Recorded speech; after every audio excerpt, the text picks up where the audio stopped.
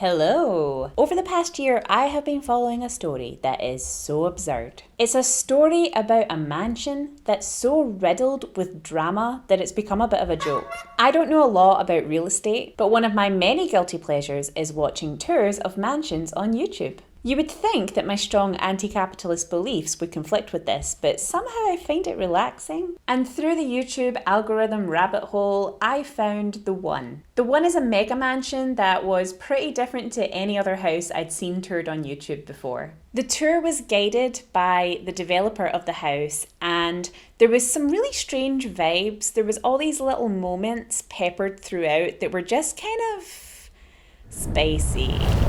And it felt like there's more to this than it being just a really big house. And oh boy, there sure is more. This is a brief story of The One. The tour is facilitated by someone called Producer Michael, who is a music producer turned YouTuber, and he tends to make videos about mansions and cars and jewellery and other rich people stuff. He does seem quite down to earth actually, well, except for this moment where he's bewildered by grass. I never walk on grass. This is real grass and I'm going to walk on it. Why, are you scared of grass?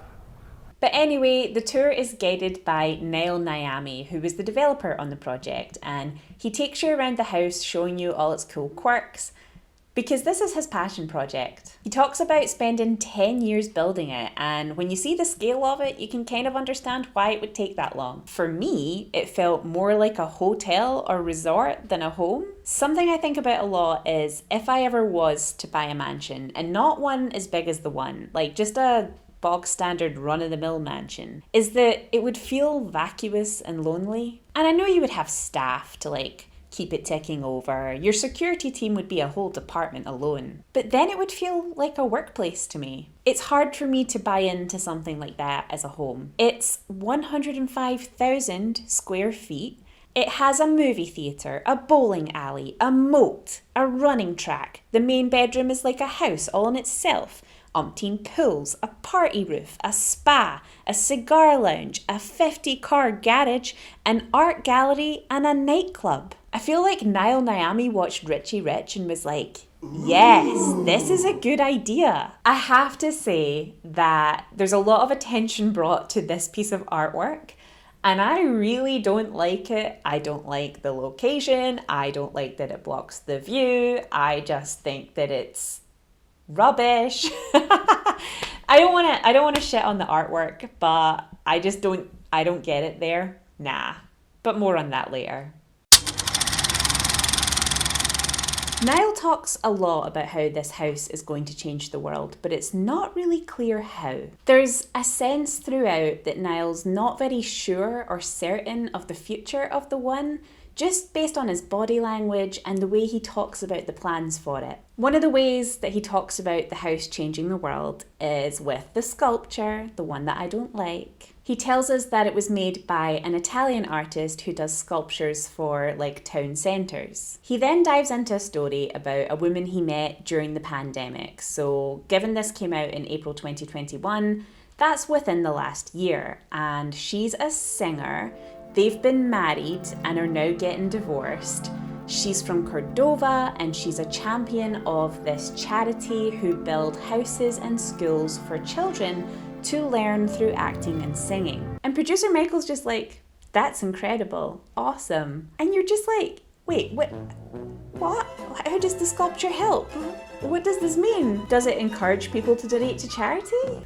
Imagine I owned the house, right? And I invited my rich friends over and I was like, come see the sculpture. It was made by an Italian artist and it was inspired by a charity that makes homes and schools for children to learn through acting and singing. So if you could just, scan the QR code on the plinth and then donate a few million, that would be great. The charity relies on the sculpture to bring in an income. Anyway, Niall also sits down with producer Michael to give an interview where he talks about how the house can be used for massive events like pay-per-view boxing and reality TV. At this point, I was like, okay, I get your vision there, but that means that this feels less like a home and more like a venue. Because if I lived here, I'd find it really difficult to feel like I was home if there was a reality TV show being shot at the same time. I mean, what if I'm in the bedroom and I want to go down to the spa and get a massage, and then a producer is just like, I'm sorry, The Bachelor is choosing who to give the last rose to. If you could just give us a few hours, that would be great, thanks. But maybe this is what rich people do. I mean, I don't know. Niall kind of talks about how he imagines a reality TV show about him living in the house. And honestly, off the back of the tour and the interview, I can see TV producers sitting there like, this guy is drama, let's make a show about him. The irony is I can actually see Netflix making like a Fyre Festival style documentary about this, or maybe like a dramatization like they did with Inventing Anna. Like, these are the vibes that are coming off of this story. And the other thing about him living in the house and having a reality TV show about himself is, are you selling it then? Like, how can you simultaneously be living here and the house is going up for sale? That was never clear. And it's still not fully clear how things like MMA events and reality TV shows are going to change the world. It in fact takes 8 months for Niall to truly reveal how this house is going to change the world. After the initial tour and interview, things really started kicking off for The One. First of all, it's revealed that Niall actually has $165 million of debt in the property, and suddenly you realise why he's asking for $500 million. And I don't know a lot about real estate, let alone real estate in America, but it's also revealed that Niall has defaulted on these loans on the property. From what I understand, notice of default is the first step on foreclosing on a house. So if it goes all the way to foreclosure, the bank can seize the property and sell it for whatever amount they want. There's a few ways that Niall can avoid this, one of which is to sell the house immediately, but it's not actually finished. It's about 90% of the way there at the time of the tour. And there's not a lot of people out there who have $500 million ready to drop on a house. Nor can that many people afford to staff a house like this. And even the people who can afford to, do they want to? Are they looking for a house in Bel Air right now? Do they already have one? It sounds like Niall took another route and renegotiated the terms of his loans because the bank did not seize the property and sell it, as far as I know. However, the debt and the problems with the construction on the house began to give the place a bit of a reputation. So Niall gave another interview with producer Michael later in 2021, where producer Michael repeatedly asks him, what is the financial situation with The One? And Niall spends a lot of time talking about the history of the build and the dreams that he has for the place. He tells us that he wants to start a bank called The One Bank, where people get a shiny 24-karat gold Visa card. So in essence, he would like rich people to put money into a bank that he runs. This is accompanied by him telling us that in order to get out of the debt, he is talking to someone who is going to bail him out. He has never met this person in the flesh, they've only Zoom called. He mentions that they've told him that they're going to send money, but they haven't. He even brings up that this has been going on for a few months, that they say they're going to send money, then they don't, then they say they're going to send it again, and they still haven't. But he still has faith that they're going to bail him out. And I was like, Anna Delvey? Is that you? Are you conning Niall Niami? Why are you being like this? So dramatic. So Niall is holding out for this friend to pay off his debts. There's still apparently work to be done on the house to get it to completion, and all of the interviews are just giving the place a really weird reputation. At the end of the year, Niall Niami announces on Instagram that he is going to reveal all of the secrets about The One. That's really what he says. The secrets. And it's so, like, nobody was asking about secrets. He launches a website called theonesecrets.com, and the purpose of this entirely is to host a YouTube video. So this is the video about the secrets.